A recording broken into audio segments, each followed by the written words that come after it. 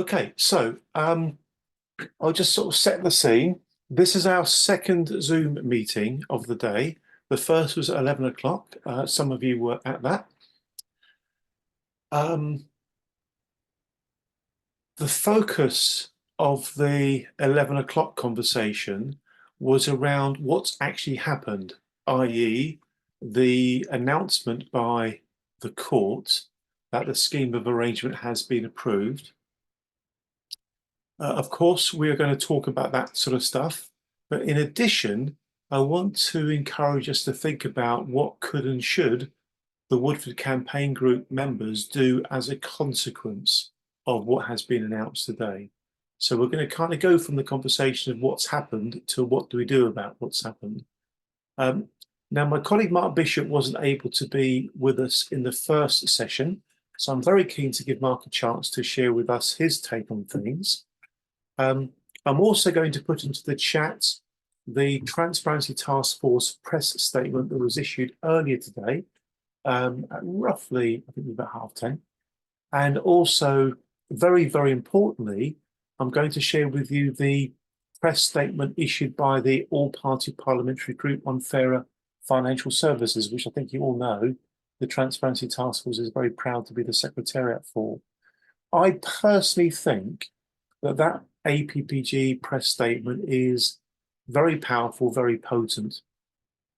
So I'm not going to put it in the chat straight away. I literally am going to put it in the chat, and then we're going to have 5 minutes of quiet time to give everybody a chance to read it. There are some lines in there that I personally think are pretty damn spectacular, right? But we'll come to that in a short while.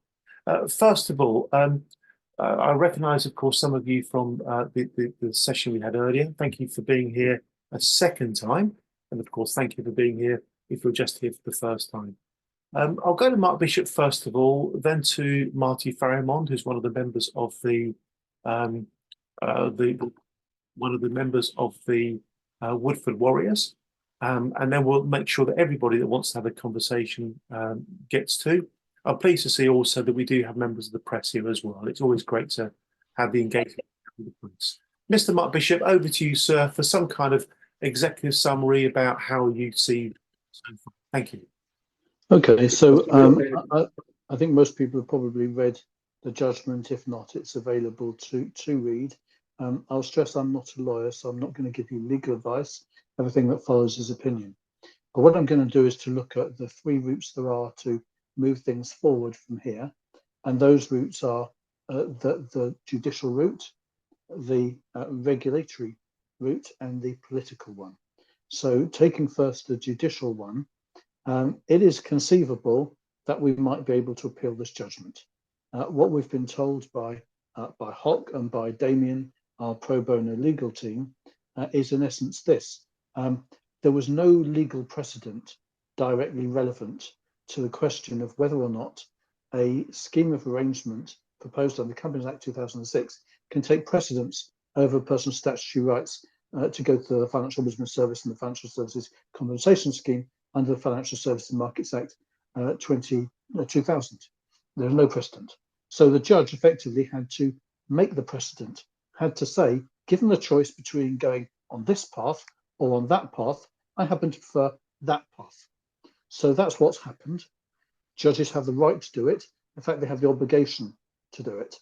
Either decision would have set a precedent. But when a precedent is set, very often it is a matter of significant public interest because it can influence further cases. So it's not unusual that such cases are appealed to a more senior court that could take into account other cases that, although they're not precedents, they may have parallels to the case. So in an ideal world, if we had infinite money, we would appeal this case. Even if we lost at the appeal, we would establish something for greater clarity in the public interest. The problem is this: although our pro bono legal team is willing to represent us at an appeal, so our costs would be nothing, the other side's costs will be huge. I remember on day 2 of the hearing, Hock said to me, you do know that the cost of all of those King's counsels and barristers and fee-earning solicitors that are on the other side, the FCAs and links together, probably about 25 to 30,000 pounds an hour. That's what costs per hour to run that machine. So a 2-day hearing, which is what it will probably be, with preparation time and so on, their costs, if you're really lucky, might be 250, 300,000 pounds. If you're unlucky, be double that. So if we lost, the start point is we would be liable for that amount of money. Transparency Task Force, voluntary organisation, run a shoestring, members paying what they can afford. There are probably people here today who are paying, £1 a month for membership. Maybe some of you paying 10, 20 pounds a month. I don't know. It's a private matter.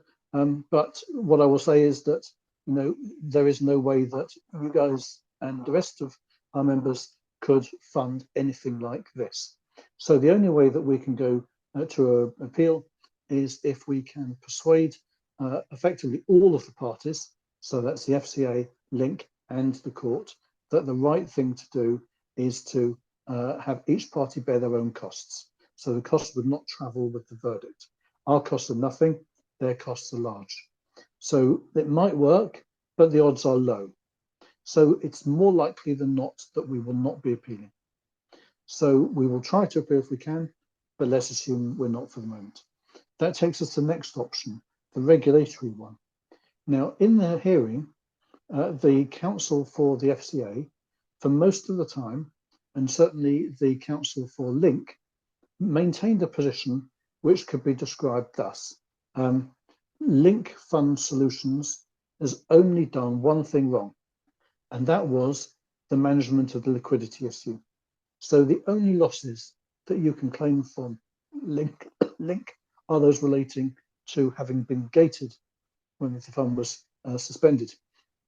However, at one point when pressed, their counsel effectively admitted that the losses due to gating were only a subset of the total losses that investors had suffered, and implied that it would be difficult to get Link to pay for those other losses because there was the contract engagement letter for the fund manager was written in such a way they had significant discretion to act. So the implication was that any malinvestment, so buying early stage businesses instead of mature dividend paying ones, that was down to the fund manager and not a matter for the authorised corporate director. The ACD could not be expected to stop that from happening. Now, if that is true, then the logical conclusion is that Woodford Investment Management is responsible for the greater part of the losses that Woodford investors have suffered. Having made that position clear in court, I think it would be difficult for the FCA not to go after Link Fund Solutions, but I'm sure they're going to try and find a way. So I think the first thing is that we ought to be trying to talk to the FCA about the need to go after Woodford Investment Management. And if they say, no, we don't believe that they're at fault, well, actually, the FCA perjured themselves in the Link Fund Solutions sanction hearing, because if it isn't one, it has to be the other. It can't be neither, can't be both. So that's one option. The other option, which is worth pursuing, is the political one. So the political option essentially is to say, well, really, this whole thing is a matter of regulatory failure. The whole thing happened because the FCA knew that Woodford Investment Management was, that Link Fund Solutions was a defective firm because of the Arch Crew case and the Connaught one, where in both cases, hundreds of millions of pounds were lost by consumers. But it allowed the firm to remain in the industry totally unsanctioned, and therefore it was just an accident waiting to happen. Now, unfortunately, as things stand at the moment, you cannot sue the FCA, no matter how negligent it is, for losses that are caused to you. That is a very unfortunate position. So that gives you two ways forward in terms of trying to deal with your losses due to regulatory failure. The first one is to try to persuade politicians to create a statutory scheme to create redress, as happened with London Capital and Finance, where there was no right to redress, but so many people wrote in that politicians were persuaded that there needs to be something done. I think you'll find that challenging because there were more investors in Woodford, but because there isn't an insolvent entity, it's very difficult to corral them all and get them to write in. The other option is to persuade the politicians to change the law so that the FCA can be sued for negligence, for causing people loss, and the complaint scheme that it has can also mandate redress in those circumstances. Those things can be done, and you might succeed at it. Obviously, you could only succeed in getting the law changed for the future, but what we ideally want is to change the law so that legacy costs can be dealt with as well. And if you do want to campaign on that, the great news is that there are very, very many people in all sorts of products where they've lost money because of the FCA screwing up, who will be joining you in a common cause. So that is, I think, probably a summary of where we are. And the lawyers have written to the judge to get further clarification about why he made some of the decisions he did. And that's obviously a signal to the court that there is a consideration of an appeal.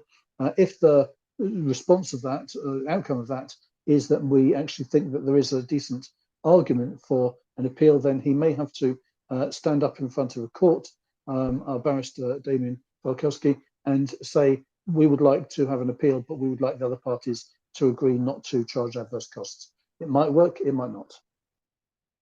Mark, thank you very, very much indeed.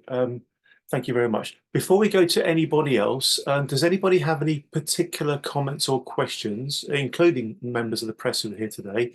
Does anybody have any comments or questions specifically following on from what Mark has just been explaining? Please just wave your hand at me, either literally or digitally if you do. Chris Walker, thank you. Then we'll go to Ian Duffield. Thanks, Chris. Okay, yes, just a quick question. Is it automatic that if we appeal, then the costs from the FCA and Link would be charged against us?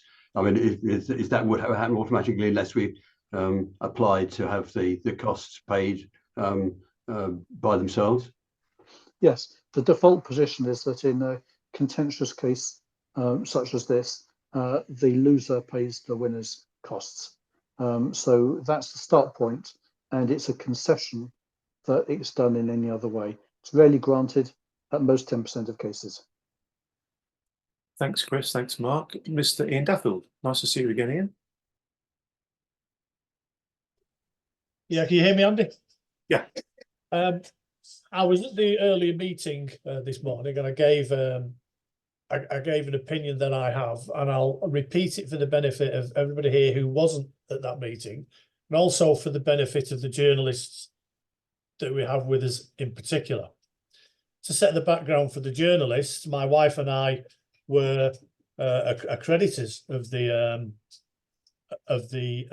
Woodford Equity Income Fund and this situation, and our joint losses stand at £107,000 as I am speaking. And for the benefit of the journalists, you can quote me on that, and that is including the position that my wife is in, Linda Duffield. Okay. Now, one of the big issues that came out of this was the FCA in particular, and Link Fund Solution, but the FCA in particular, citing a figure of 77p in the pound is what people would be getting back to cover their losses. And that explains one reason why there was such a high positive vote for the scheme of arrangement. What people didn't understand fully was that 77p included the reimbursements that had already been made. Now, again, to put that in perspective, my wife and I were invested initially to the tune of £213,000. Right, so roughly half of that money was released through reimbursements because it was tied up in the fund when it was gated. So that wasn't a loss, that was our money still in the fund, but because it had been gated, it was being held hostage, for 4 years, was released in 5 separate reimbursements. So it's not a loss. The money came back to us based on the value of the fund at the time that it was gated. And yes, there's a big question about whether that valuation should have been higher. But either way, the remaining £107,000 if this scheme of arrangement pays out in full, we will be getting back not 77p in the pound via the scheme of arrangement. We will be getting back between 6 and 9p in the pound. Okay, not 77p, 6 and 9p in the pound. The reimbursements are not a factor, as I see it, of the scheme of arrangement. Those reimbursements had already been made before this scheme of arrangement was put on the table. So the scheme of arrangement isn't providing that. That was our money, which was simply being released to us after a period of 4 years. So it's not 77p in the pound. It's between 6 and 9p in the pound. For an average, call it 7p in the pound, which is a tenth of what was being declared by the FCA.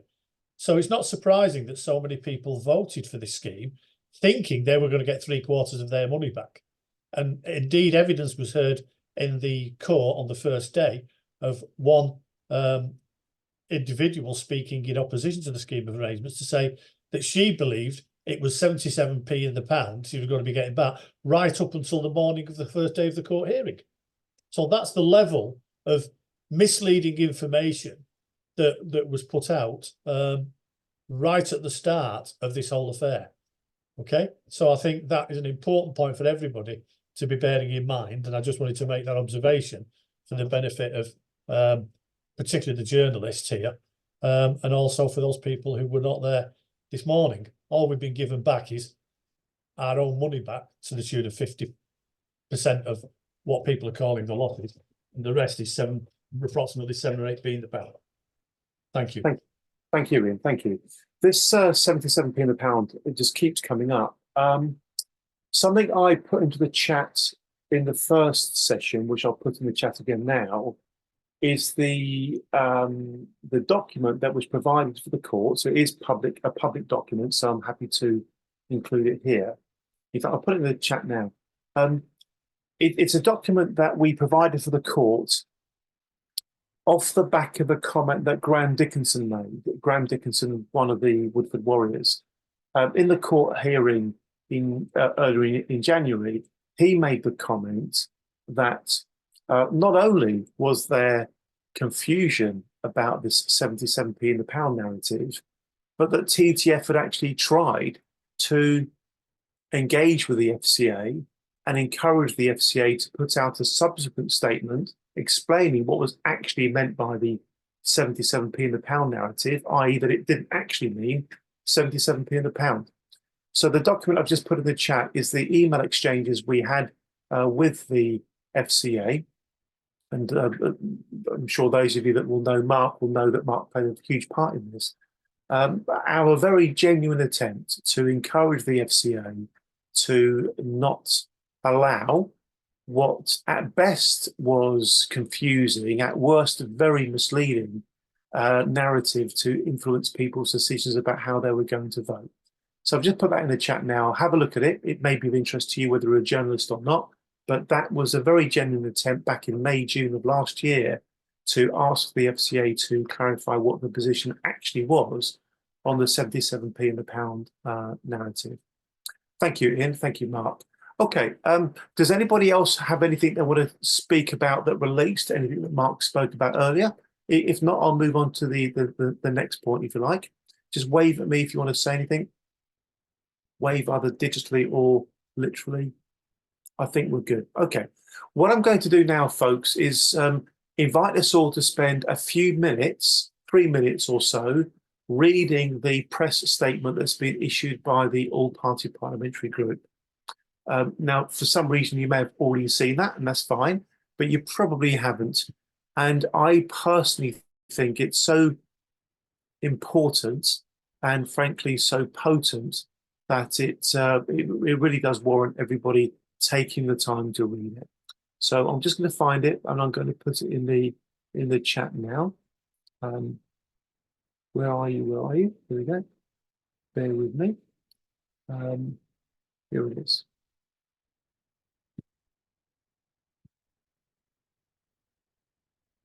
I've been taught how to use a gizmo on my Zoom, which is a timer. So I'm about to show off, folks. And if this goes to plan, We should have a 3-minute timer on our screen in just a second. There we go. It's on my screen. So we go. Everyone's got 3 minutes. Make a cup of tea if you've already read it. Or spend a few moments, please, downloading and reading that very important APPG press statement. I see what I'm doing. I continue to do this. Okay, that little chirp tells me our 3 minutes is gone. Forgive me if you've not quite had time to finish reading it, but it's there for you. Okay, I'd welcome comments about that APPG press statement. I'm assuming that's what you want to refer to, Ian. Please, back to you, Ian Duffield. Thank you. Thank you, Andy. Yeah, I agree with you. That's a very, very powerful statement by the APPG and very welcome to see it. As we discussed this morning, I will be contacting my MP again, who's Lucy Powell, who responded very positively to a communication from myself and my wife in respect to our situation, and pledged her support in as much as she's very concerned about our situation, particularly as we both retired, and it's a massive sum of money we're talking about. I will, unless you think otherwise, Andy, attach that press statement to the email to her. I'll give her a very brief summary of the position of our losses and what the amount that they're in, and what I commented on earlier, that most of that money is actual fact our own money being returned to us from a release fund that took 4 years, and express my considerable concern about the FCA being an organisation who has negotiated this settlement with Link Fund Solutions on our behalf without even speaking to us, and without releasing any of the results of their investigation. In fact, I think they said if the scheme was approved, they would release the result of the investigation, which seems a rather bizarre way of doing it, instead of releasing the results of the investigation before asking people to vote on it, and then see what Lucy Powell thinks she can then lend a hand in trying to get some sort of resolution to this. And in that email, Andy, I'll invite you to add anything else you think that may be of interest to Lucy. Thank you. That's all very, very helpful indeed. It really is. It really is. I think that APPG statement is quite a potent weapon, actually, for anybody who wants to get their own MP engaged with this.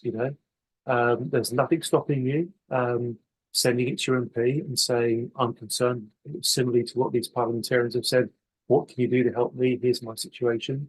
And most MPs have surgeries on a Friday. Why not make an appointment?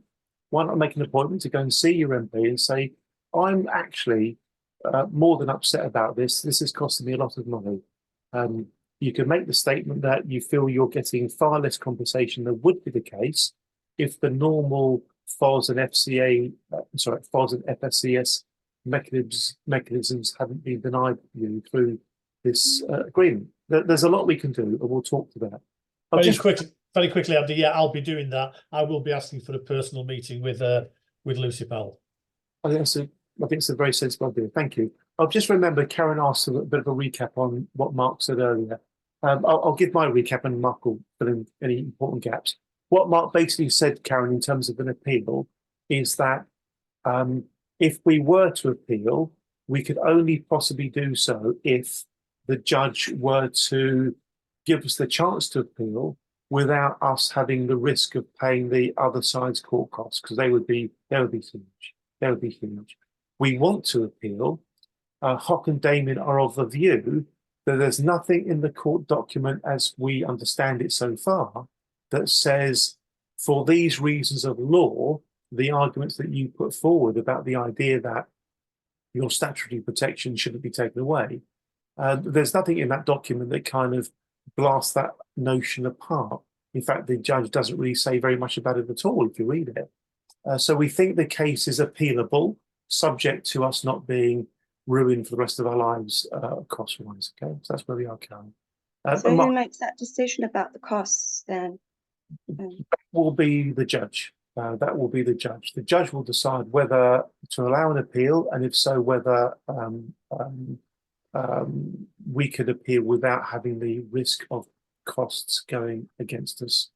And Mark said earlier that the default position is to not do that. It would be unusual to have a chance to appeal and not have your cost risks covered.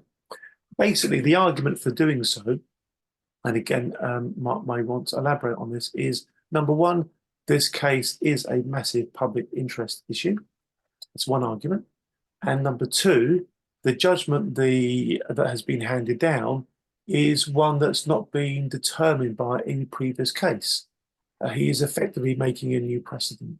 And that in and of itself creates the basis of, well, this is a new piece of thinking here. Let's test it. Let's challenge it. Let's go to appeal, get clarity on it. I hope that answers those questions. Okay, Karen. Thank you. Thank you very, very much. Thank you. You're welcome. All right. So let's again open up the conversation. Please wave at me if you'd like to come in with any further thoughts.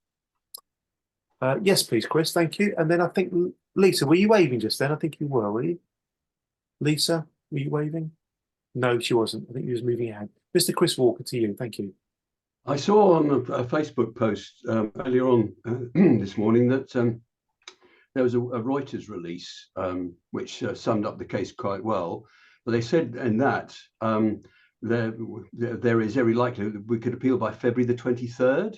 Did anybody else see that? Yeah, that date, we know about that date. That is the deadline by which an application to appeal has got to be in by. Right, okay. So work to surely indicate that it is definitely appealable, not necessarily that we're going to. I understand that, but it is appealable. Yes, yes, it Right. is. It is.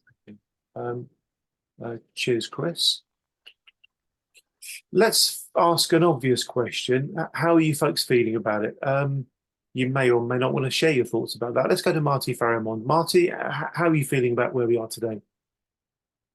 Look, I'm just kind of taking all of it in at the moment because I've actually been otherwise engaged all of today. So I literally only started reading through all of the paperwork and things as I came onto this call. So I'm kind of just kind of trying to absorb it. I guess things become a lot more kind of fragmented now as to what we do going forward. I guess the only open question, it's an open question really, maybe for Mark or one of the others, is what's the kind of take from the likes of Harkers Parker? I'm actually signed up to the RGL claim, and they're obviously still maintaining that there's an action against Hargreaves Lansdowne, but do they think now, given what the FCA has said through all of this, that you know, there's a claim that they may want to pursue against Woodford Asset Management? So I don't know what the answers to those questions are. It's kind of a bit of an open question, but as I'm kind of tied in anyway now to RGL, it's obviously very hard to get out of it, and I have to just face the fact that any compensation I get, I'm going to be paying a certain amount of that over to them. Is what can they do anything in all of this in terms of the legal options open to us? It's an open question, really. Marty, thank you. I can repeat what was said earlier today. So Anthony Etkin, who's the lead claimant in the Harkers Parker litigation, made a general comment that he thought it would be quite unlikely that Harkers Parker are going to be appealing it. But that's me giving you my commentary about what I heard Anthony say earlier today. But that's not a matter of fact. So I'm just sharing with you my thoughts about what he said. Thank you. Thank you.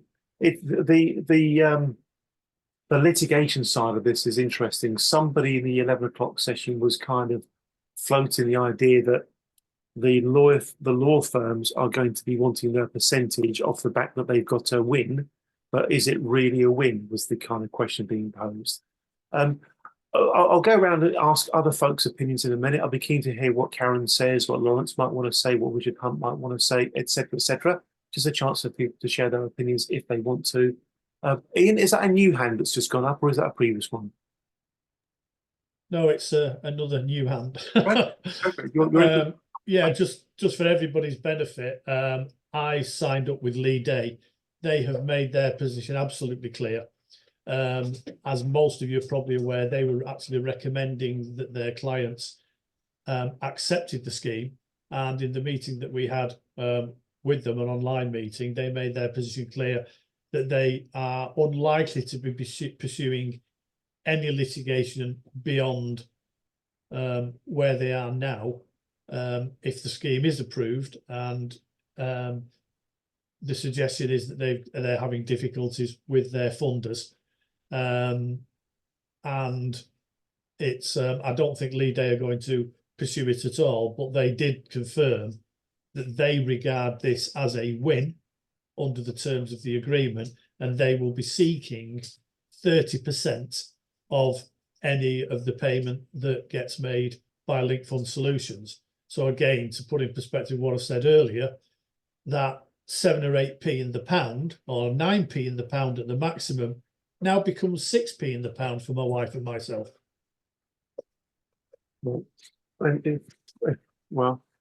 you very much indeed. Thanks, Ian. I'm sure others will have similar thoughts. I'm sure that's likely to be the case. What people have said is, if you read the contract you have with the law firms, it's pretty watertight that they're going to get their way in terms of the percentage. Mr. Mark Bishop, thank you. Yeah, I just want to answer that question about whether Harcus Parker will go against Woodford Investment Management. Logically, they should, in my view. Obviously, I'm no lawyer, but that's my opinion, because it's pretty clear that the FCA has put them in the frame. The problem might be that having paid out, I think, 42 pence in the pound, or whatever it is, of the Link Fund Solutions amount for what might not really be a win, and certainly wasn't a win as a result of litigation, people would probably be very reluctant to sign up to go after WIM via those same lawyers, because they'll take the view that whatever's coming their way from WIM is coming their way anyway, without the need to give away 42% of it. So I don't think that there will be, this is my prediction, litigation against Woodford Investment Management. If you take the cynical view, as I'm inclined sometimes to do, that the FCA is really about protecting firms in the financial service sector from consumers and not the other way around, then they've done a brilliant job, because in foisting this rubbish deal on people in respect of Link, they've also ensured that there won't be litigation against Woodford Investment Management. Of course, they have set up an expectation that they themselves may go against Woodford Investment Management, and you can reasonably expect that if that doesn't happen, there will be complaints. But the FCA appoints the complaints commissioner and sets the rules of the complaints scheme. So it's quite well insulated from that. So really what it boils down to, I think, is, the probability is you need a change to the law in order to get justice. Mark, thank you. In a moment, well, I'm going to invite Peter, Geraldine, Lawrence, Lisa, Richard, anybody else, Sally that wants, sorry, not Sally, obviously somebody's using Sally Crawford's name. That's okay. I'll invite anyone else that wants to chip in with comments to do so. Mark, a question for you. So, as I recall, the FCA said they would publish their report on Woodford once this matter's dealt with. Is that the case? And if so, when do you think that report might be published, and what might it say? I think that they've been quite careful in how they worded it. I think it's their report on their investigation into Link Fund Solutions in respect of the liquidity issue. So I think what they're going to do is they're going to say Link Fund Solutions is bang to rights on the liquidity issue. I don't know that they're going to be very helpful to you on the behaviour of Link Fund Solutions in terms of other losses that you've suffered, because they don't want to effectively set hairs running that they maybe could have gone after Link Fund Solutions for those other losses. So I wouldn't set your expectations too high. And I don't think that the report will talk at all about any liability of other parties.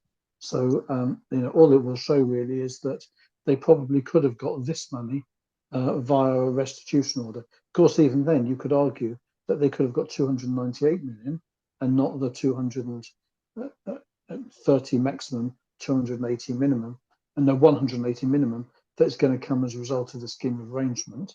And you could also argue that the calculation of 298 million is wrong and the real loss was higher. But nonetheless, that's what they're going to say. They're going to say, they did fail you in terms of the liquidity issue.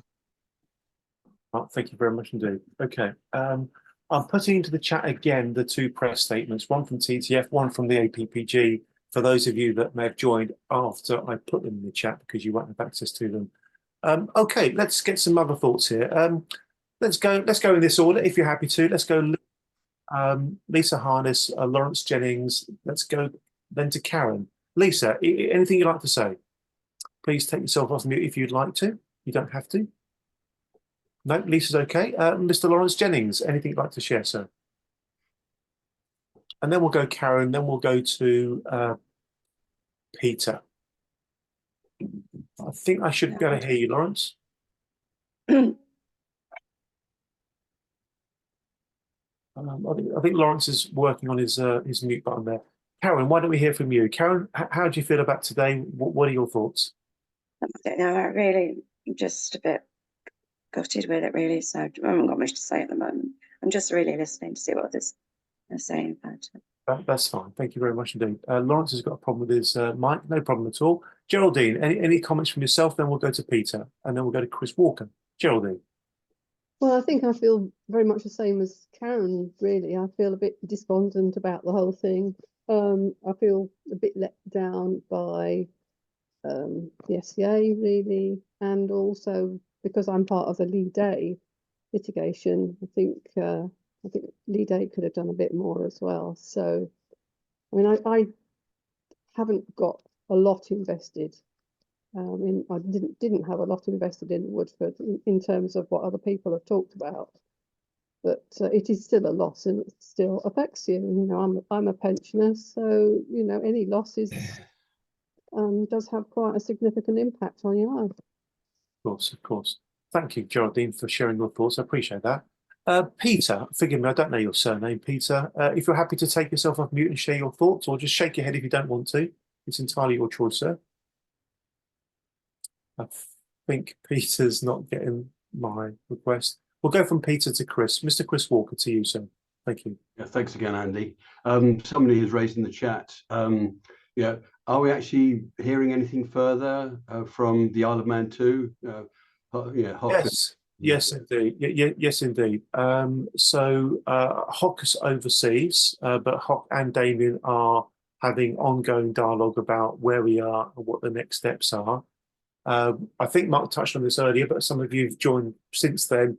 The lawyers are basically inviting the judge to help them understand better the judge's reasoning behind the decision in a few specific areas, and inviting the judge to comment on points that are relevant, they feel, that the judge has not yet really commented on. So they're basically just trying to ask the judge, help us understand better why you decided what you decided. And then having got that explanation, there'll then be the decision about applying for an appeal on the basis that this is a national policy, national public interest issue. Can we have the adverse costs protected? Because if that's the case, we most certainly do want to appeal if we can. I remember, of course, as Mark said earlier, there's the litigation avenue, there's the appeal avenue, there's the political avenue. And who knows, based upon the comments in the APPG statement, there does appear to be some pretty strong feeling in Parliament, at least from the people who are in that press statement, that things aren't quite right. Thank you, Chris. Would anybody else like to come in with any comment here? Mr. Richard Hunt, would be lovely to hear from you. Thank you. Well, a reaction, really. Okay. I think we're presiding over a pretty significant miscarriage of justice in evolution. We've sat and watched for the best part of 4 years, the FCA at the root of this, having failed completely to take account of the Woodford malpractice, and then going for their choice of fixing it with the Link solutions as being a rather unconventional approach to which was a pretty clear, straightforward problem that Woodford is directly responsible for and has got off scot-free. Not only that, but continuing to charge management fees for the best part of a year, which has added hugely to the losses of people like ourselves.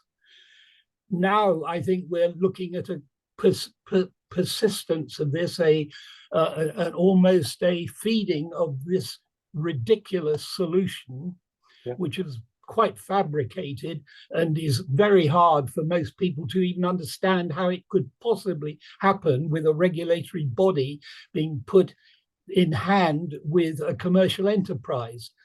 We then have a judge who has found in favor of sticking with that because there's a very large number of people, I think, who have voted in favor on the misrepresentation and the extreme misrepresentation of 77p in the pound. I'm horrified by it. I'm horrified by the fact that the lawyers who are supposedly representing us and we signed up to are doing diddly squat. Mr. Richard. I think this is a serious business, and I can't see the easy solution, but I'm sure that there are people here who can see their way through it better than I can. Mr. Richard Hunt, I think you just articulated the situation perfectly. I'm sure there are people here who feel as frustrated as you do and have the same sense of righteous indignation that you have. Absolutely spot on, sir. I think you put that across superbly well. And that is why, frankly, we are of the view that there are parliamentarians who are going to want to ask the FCA the kind of questions that they don't really want to be asked. That's definitely my view. And I hope you saw in the APT's press statements, people like Baroness Bowles, who's a very well-respected parliamentarian, who's on the new Lords Financial Services Regulations Committee. She's clearly wanting answers, as will others. Now, wouldn't it be rather bizarre if, let's say, 6 months from now, the parliamentarians were to conclude what's happened here is just fundamentally wrong? Where does that take us? And I'll tell you where else it's going to get really interesting. If there were people who believed that 77p in the pound meant 77p in the pound, who voted for the scheme, what would their reaction be the morning the cheque comes through the post? They open up the envelope, they look at their cheque, and it's a small fraction of what they thought they were going to get. What is going to happen then? I think, stress, think, do not know, think. I think there are going to be people who will genuinely be completely surprised. They'll say, I worked out 77p in the pounds, roughly X. Why am I getting a tenth of X rather than X? And they'll say, well, you should have read the small print in that FCA statement. They'll say, well, I never read the FCA statement. I read what was in the XYZ newspaper or the ABC newspaper. And all it said was 77p in the pound. I think that's going to happen. I really do think that's going to happen. So we may end up with ongoing, genuine anger, frustration, sense of injustice. And I think you've kept that really well, Mr. Richard Hunt. Back to you, sir. Then we'll jump to Mark Bishop. Richard, thank you. Well, I think not only that, but they're going to be pretty upset that a third of it has been going to lawyers who've done diddly squat for us. Absolutely nothing. I mean, this is quite serious in the way that you're putting it now. And I think that's exactly how people will feel. Thank you, Richard. Thank you. The frustration is very, very real. I'm frustrated, and I was never a Woodford investor. I genuinely feel it. If I'd lost, I don't know about you guys and girls, but if I lose 20 quid out in the street somewhere, I feel really, I'd be annoyed about it for a couple of days. I really would. I'd be thinking, where's my 20 quid? Where's my 20 quid? Some of you have lost hundreds, thousands, tens of thousands of probably very hard-earned money. I mean, how you're feeling, I just can't begin to think about it. I'd be livid. I'd be saying to the FCA, oi, FCA, I bought this product when it had FSCS on the bleeding label, page 34 of the prospectus. My rights are clear under Financial Services and Markets Act. They're my personal rights. How dare you take away those rights? I don't care that X percentage of people voted for the scheme. I don't bleeding well care. These are my rights. Why have you taken away my rights? And what's your real agenda, FCA? Why have you done this? Is it to avoid a big claim on the FSCS? You don't look bloody stupid.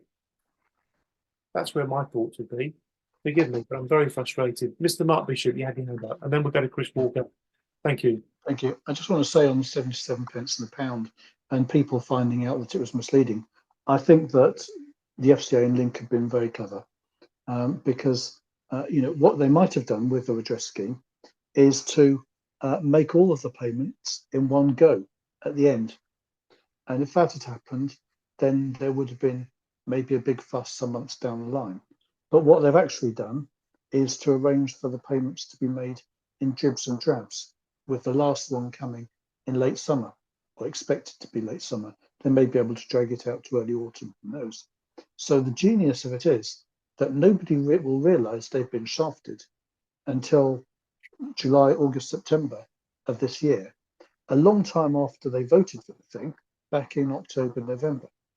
And even then, it requires people to remember what they thought they were going to get and then add up all of the small amounts that they've received and realise that they've been shortchanged. And actually, even then, if they're annoyed about it, frankly, that's irrelevant. The reason is that the fuss is going to happen in Parliament, if it happens at all, now. So the debate will happen now, and you can imagine what's going to happen. The minister will stand up and say that 93% of the investors voted for the scheme, which gives them up to 77 pence in the pound. And both of those statements are both true and untrue. 93% of those who participated in the vote voted for up to 77 pence in the pound on the FCA amount, which was the FCA's calculation of the loss by the amount by which the gated investors had lost more than the non-gated investors as a result of the liquidity breaches. That's a very, very specific denominator. So they'll get away with it now, and there won't be a big fuss in 9 months' time. So they'll get away with it. And that's why I say the only chances we've got are, number one, go after the FCA and Link in an appeal, or number two, press the FCA to go after Woodford Investment Management. They've got no money, but that's actually an advantage because it would go straight to the FSCS. And then number three, make the case for changing the law so that you and others can get compensation from the FCA for regulatory failure. Mark, very much indeed. You're reminding me of an interesting exchange between Bob Blackman and Bim Afalemi, the Economic Secretary to the Treasury. I'm going to try to find it on Hansard, Mark, but you might be able to get to it quicker than I can. It's the one where Bob says, "What do you think about this Woodford scandal?"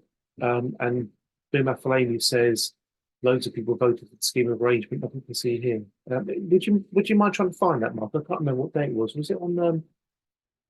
I think it was on Tuesday. It was on Tuesday. Whatever the date was on Tuesday. Thank you, Mark, very much. If you can have a quick look at that. Okay, folks, I'm going to spend a few minutes talking about our kind of plan of attack, for want of a better phrase. And to do that, I'm going to refer to a document. I've just seen other Mark has said he paid Hargreaves for advice. It's a bit of a double whammy, isn't it? I get your point, Mark, in the chat. And somebody asked about, I think it was Jocelyn that asked about the costs. So the February 23rd is the date by which the appeal has got to be applied for.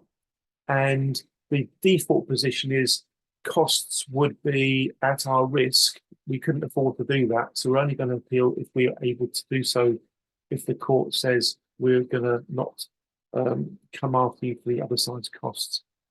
Okay, I'm going to try and share my screen and just explaining something to you. What you're looking at, folks, is a great big mind map that basically sets out what TTF is and does. Most of it's not at all relevant to this. So I'm only going to focus on the things that are, okay? So there's a section of this which is about campaigns. You can see it here, campaigns, right? And the campaigns that we're involved with are dealt with in one of two ways.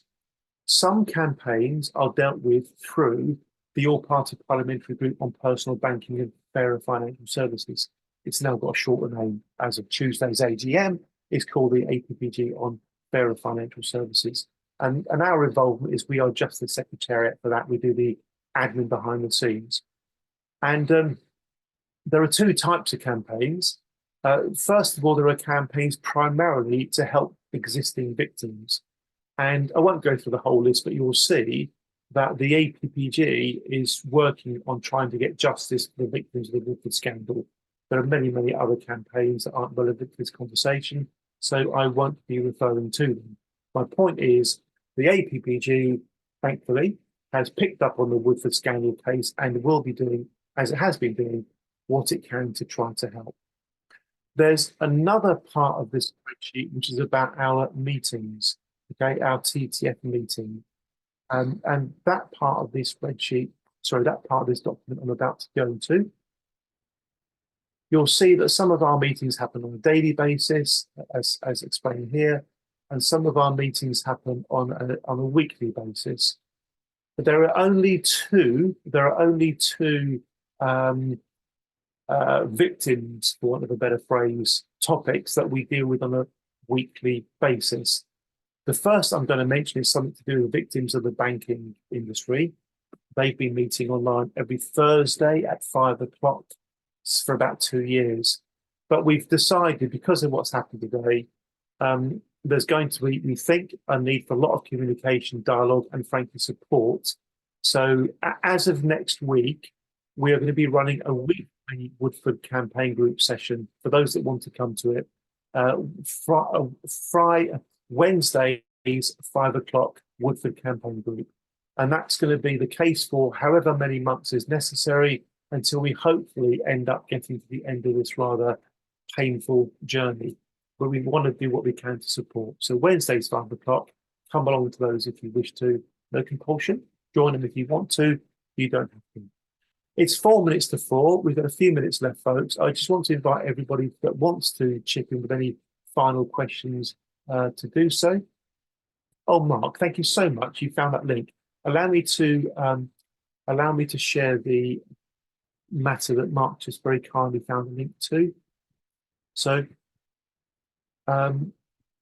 you'll know straight away why I'm sharing this with you.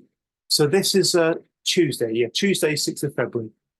Bob Blackman, who's the chair of the APPG, he asked the Economic Secretary for the Treasury, what steps is your department taking to support growth in the financial services sector? And the first response from the Economic Secretary for the Treasury was about the things that they were doing to support growth in the financial services sector. Bob then follows up with, I thank my honourable friend for his answer, but clearly, to grow the financial services industry, investors must have confidence that their money is safe. I've written to him about the Woodford equity scandal, of which there are many thousands of victims across the country. The FCA refused to intervene, so will he now intervene and take action to ensure that the investors get at least a large part of their money back? What a sensible thing to ask.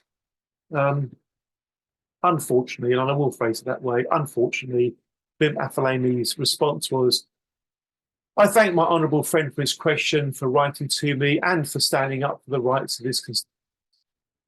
It is important the House knows that over 90% of investors voted to accept the scheme of arrangement.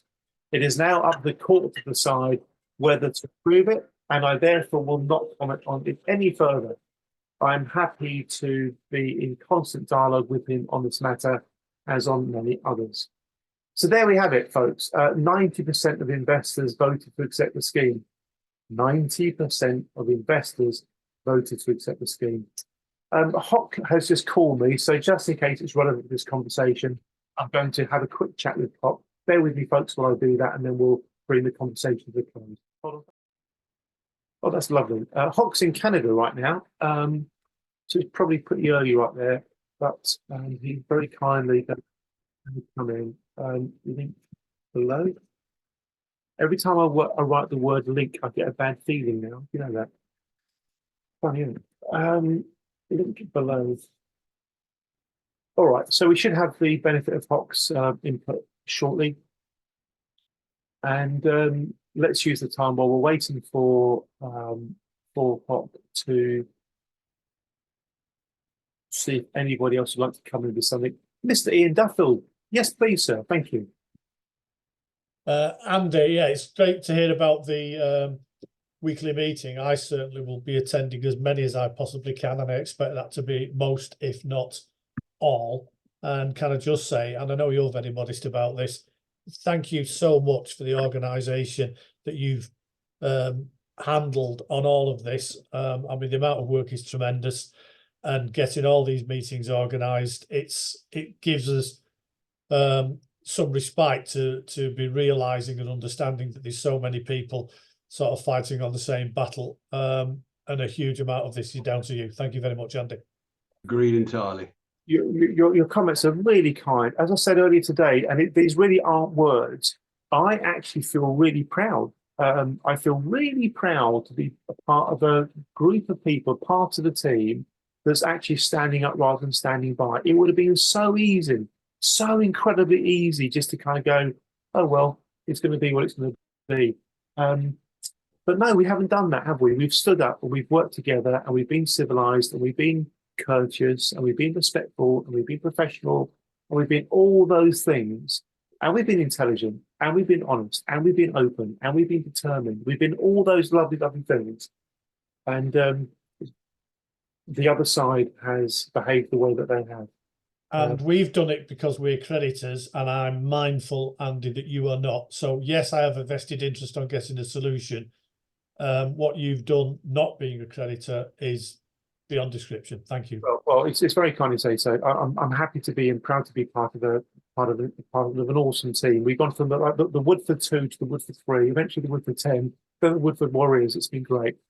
We have Mr. Hock Chan with us. Can I invite you all once again? I know we've done this before, folks, but the guy deserves it big time. Can I invite, first of all, everybody to once again applaud Hock, because Hock and Damien's work has been transformational. We would not even know what we didn't know if it wasn't for Hock and Damien. Thanks for being with us, Hock. Hope your flight was okay. Tell everybody where you are. They'll be curious, and please share your thoughts on where we've got to so far. Thanks, Hock. Thank you. Yeah, good morning, everyone. I'm in Vancouver. So on -8 hours, it's 8 a.m. in the morning. So yeah, I mean, I've been watching some of the events overnight due to jet lag that's been going on in the UK. I'm really disappointed with the result. It was always going to be binary, and it was always going to be an uphill struggle, which is why at the very outset I described the task that was ahead of us in December as attempting to blow up the Death Star. And unfortunately, it was too much. The judge made his decision that the Companies Act trumps the FSMA protections, and he's come down hard on that side. But that was always going to be the binary outcome. So yeah, I'm very disappointed. A lot of hard work's gone in behind the scenes by all concerned. We've had fantastic support from everyone in the investor group. We do think that there may be grounds of appeal. We're still talking it through with Andy. There are issues, though, for TTF because, one, it's not a creditor, and therefore, potentially, we don't have locus to bring the appeal in TTF's name.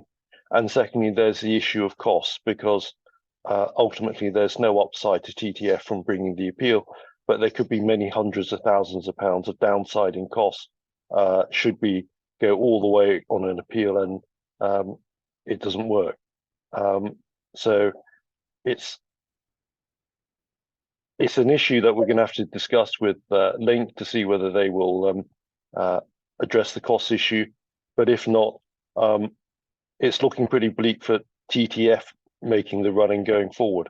But that's not to say that I don't think your journey, that I think your journeys are over. I think the way the court cases unfolded has given you creditors alternative methods to explore and look at, which may also give you, the chance of further recompense for the losses you've all suffered. But that's probably for another day and not for today. because we want to get the message out today as to what the decision is and the effect of it upon not just yourselves, but also the wider UK market. Thank you. Well, thank you. Thank you very much. Hawk, I'm going to ask you what might be a really stupid question, but as you know, that doesn't hold me back from doing so. Very hypothetically, and I do mean this hypothetically, what if the new Lords Committee, there's a new Lords Committee called the Lords Committee of Financial Services Regulations, what if they looked at the whole thing and they said, this is outrageous, this is absolutely outrageous. You know, FSMA 2000 was clear, these are inviolable rights, what on earth has happened here? Could the House of Lords do something to undo what the court has done, if you get my drift? I've got no idea if that's even a coherent question, but do you get what I'm trying to say? I think in this particular case, the House of Lords can't change the outcome of a court case. So for Link, if nothing else happens, then it has its scheme of arrangement and it's legally effective. And that's the end of it. The issue for the House of Lords is, as a matter of public policy, where should the UK sit in protecting consumer investor rights? And how inviolable does it want those rights to be? And that's a political question that needs to be taken up, because clearly I think everyone in the room thought that investor rights were paramount and were enshrined in statute. The FCA actually fought for the opposite, to say, no, they can be, without doubt, I think was the phrase used by their KC, without doubt, no, those rights can be taken away by majority vote in the scheme of arrangement. And that has been the FCA's case. So, and they've vociferously promoted the scheme, they negotiated it. It was their scheme from the very outset. In fact, they were the first to announce it before the company announced it on the Australian Stock Exchange. So this is very much an FCA creature that has happened today. And then it's not up to me as the lawyer for TTF, it's up to TTF and its members to bring this to the attention of the public, to the politicians, the decision makers, and affect change. Well, thank you very much. We certainly will try to do that. We certainly will be trying to do that as best as we possibly can. And good news, folks, we do live in a parliamentary democracy. Every one of you has an MP if you're in the UK, and potentially every one of those MPs could become quite an ally as we move forward. We're going to go to Mark, then I'll check in if there's any final business from anybody else, then we'll bring the conversation to a close. Thanks, Hawk. Thanks for being here. Mr. Mark Bishop. Yes, sir. Yeah, I think it's important to consider what the role is of Parliament here. The FCA is independent of Parliament, and that is deemed rightly or wrongly to be a good thing. I often think it's like one of those irregular adjectives in Yes Minister. I am independent, you are democratically unaccountable, they are puppets of the city. And unfortunately, independence does mean that while Parliament and any of its committees are absolutely welcome to scrutinise and criticise the work of the FCA, they can't tell the FCA what to do. And of course, because of separation of powers, the difference of roles between Parliament and the judiciary, likewise, Parliament cannot tell the judiciary what to do. So unfortunately, whatever Parliament thinks of this decision, it can't get involved. What it can do is to change the law. I think, again, we have to be realistic and say, everything that Andy and I have seen of Bima Falani, while he is the Economic Secretary of the Treasury, there is not going to be any increase in consumer rights and any kind of exposure of the city or the financial sector to liabilities for wrongdoing, if he can possibly help it. But he won't be Economic Secretary to the Treasury forever. At the moment, unfortunately, Labour's view seems to be unleash the city and hope that it'll pay more taxes, and we'll spend that on schools and hospitals. But maybe that party can be persuaded that consumer rights matter. I remember watching on TV the other day a focus group in Redwall seats of voters, floating voters, and they were asked, who would you ideally like as Prime Minister? They concluded that Sunak and Starmer were much the same as each other, and they came to the conclusion Martin Lewis. There have been 2 previous polls where he's topped actually people's preferences. People do like the idea of politicians who are on their side. They want consumer rights, whether that is from the private sector or from the public sector. So I do think there is something in it, and it is for people like us to make the case for those rights. And actually, the honest majority in the industry gain from this as well. The worst thing that can happen to the industry, in a way, is to at least the good firms in the industry, is what's just happened in this Link case, because actually, in making it no longer guaranteed that people can get redress for firms' misconduct or negligence via the Ombudsman and the compensation scheme, they have made UK financial services very much less attractive and more risky than before. That's not great for the growth of that sector. Mark, thank you very much. Thank you. A practical thing I'll probably do over the weekend is send everybody the APPG press statement and send a few bullet points encouraging you to think about writing to your MP. You might want to say something like, I'm now reluctant to buy financial services products from the UK because what was once rock solid guarantees if things went horribly wrong are no longer there. You might want to make that point. You might want to say, I don't want to vote for a government that is unwilling to stand by protecting consumers' interests. You might want to say, I'd like to meet you to tell you how this matter is affecting me and my family personally. We've lost X thousand pounds and I can't afford to lose that money, etc., etc., etc. But over the weekend, we'll try to give people a bit of a toolkit you can use to take some action if you want to. But we do think there's value in engaging with parliamentarians, especially when you think of the number of parliamentarians who signed up to support the letter that Bob Blackman sent to the Economic Secretary of the Treasury. Thank you, Mark. As always, thank you very much. We're going to go to John. I'm not sure what John's surname is, but John, if you want to give us your surname, feel free. You don't have to. Then we'll go to anybody else for any other business, and then we'll wrap up until the 6 p.m. session. Thank you, John. Over to you, sir. Thank you very much, Andy, for all your good work on this. I haven't contributed before, but I've been an avid listener. At the risk of increasing our joint blood pressures even further, I've just seen in my inbox the Daily News alert from the FCA. And in there is a statement. It's a short one, so I'll just read it if you're agreeable. Yes, please. Thank you. We are pleased that the court has decided to approve the scheme. We understand that LFS expect to start making payments to scheme creditors as soon as possible if there is no appeal on the judge's decision. Investors voted overwhelmingly in support of the scheme. Right, that's the blood pressure point.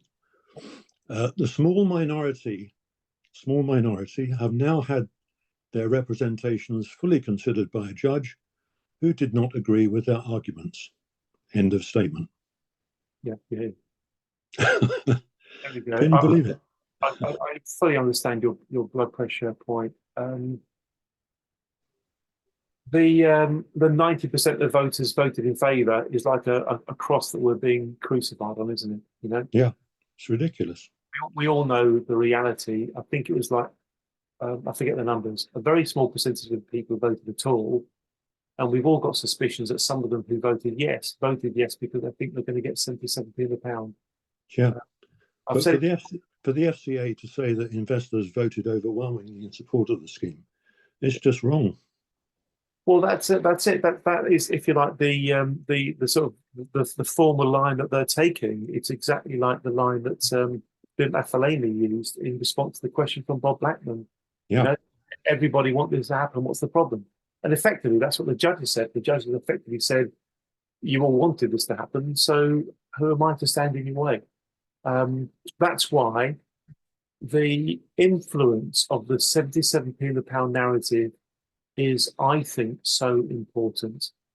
And as I said earlier, John, I think we'll only really know the extent to which people were influenced by that narrative, but some claim is a very false narrative, when people start getting their checks and saying, where's the rest of it?